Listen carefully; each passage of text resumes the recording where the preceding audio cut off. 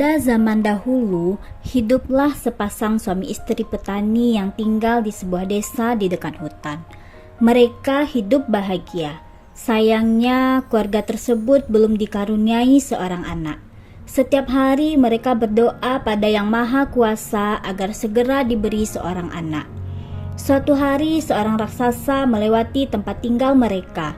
Raksasa itu mendengar doa suami istri tersebut. Raksasa kemudian memberi mereka biji mentimun. Tanamlah biji ini, nanti kalian akan mendapatkan seorang anak perempuan, kata raksasa. Terima kasih raksasa, kata suami istri petani. tapi ada syaratnya. Pada usia 17 tahun, anak itu harus kalian serahkan padaku, Sahut raksasa. Suami istri sangat merindukan seorang anak. Tanpa berpikir panjang, mereka menyetujuinya. Suami istri petani kemudian menanam biji-biji mentimun yang diberi raksasa.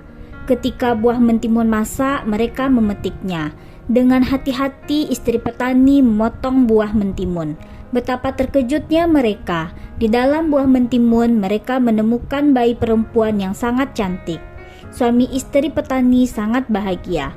Mereka memberi nama bayinya Timun Mas. Tahun demi tahun berlalu. Timun Mas tumbuh menjadi gadis yang cantik. Kedua orang tuanya sangat bangga padanya. Tapi mereka menjadi sangat takut. Karena pada ulang tahun Timun Mas yang ke-17, sang raksasa datang kembali. Raksasa menagih janji untuk mengambil Timun Mas. Mana Timun Mas? Cepat serahkan kepadaku. Petani mencoba tenang. Tunggulah sebentar, Timun Mas sedang bermain, istriku akan memanggilnya. Istri petani segera menemui anaknya.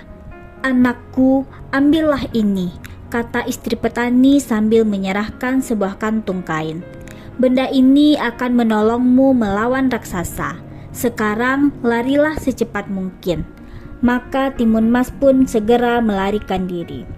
Raksasa menunggu cukup lama. Ia menjadi tak sabar. Ia tahu telah dibohongi suami istri petani. Raksasa segera berlari mengejar Timun Mas. Raksasa semakin dekat. Timun Mas segera mengambil segenggam garam dari kantung kainnya. Lalu garam tersebut ditaburkan ke arah raksasa. Tiba-tiba sebuah laut yang luas pun terhampar. Raksasa terpaksa berenang dengan susah payah. Timun Mas berlari lagi. Tapi kemudian raksasa hampir berlari menyusulnya. Timun Mas kembali mengambil benda ajaib dari kantungnya. Ia mengambil segenggam cabai. Cabai itu dilemparnya ke arah raksasa. Seketika pohon dengan ranting dan duri yang tajam memerangkap raksasa. Raksasa berteriak kesakitan. Aduh, sakit. Sementara Timun Mas berlari menyelamatkan diri. Tapi raksasa sungguh kuat. Ia lagi dan lagi hampir menangkap Timun Mas. Maka Timun Mas pun mengeluarkan benda ajaib ketiga. Ia menebarkan biji-biji mentimun ajaib. Seketika tumbuhlah kebun mentimun yang sangat luas. Raksasa sangat letih dan kelaparan. Ia pun makan mentimun-mentimun yang segar dengan lahap. Karena terlalu banyak makan, raksasa tertidur. Timun Mas kembali melarikan diri. Ia berlari sekuat tenaga. Lebih celaka lagi karena raksasa terbangun dari tidurnya. Raksasa lagi-lagi hampir menangkapnya. Timun Mas sangat ketakutan. Ia pun melemparkan senjatanya yang terakhir, segenggam terasi udang. Terjadi lagi keajaiban. Sebuah danau lumpur yang luas terhampar. Raksasa masuk ke dalamnya. Tangannya hampir menggapai Timun Mas. Tapi danau lumpur menariknya ke dasar. Raksasa panik. Ia tak bisa bernafas lalu tenggelam. Timun Mas lega. Ia telah selamat. Timun Mas pun kembali ke rumah orang tuanya. Dan ayah ibu Timun Mas senang sekali melihat Timun Mas selamat. Mereka menyambutnya. Terima kasih Tuhan, kau telah menyelamatkan anakku, kata mereka gembira. Sejak saat itu, Timun Mas dapat hidup tenang bersama orang tuanya. Mereka dapat hidup bahagia tanpa ketakutan. Dari dongeng Timun Mas tadi dapat kita ambil pelajaran Keberanian menghadapi bahaya. Timun Mas tidak menyerah dikejar raksasa.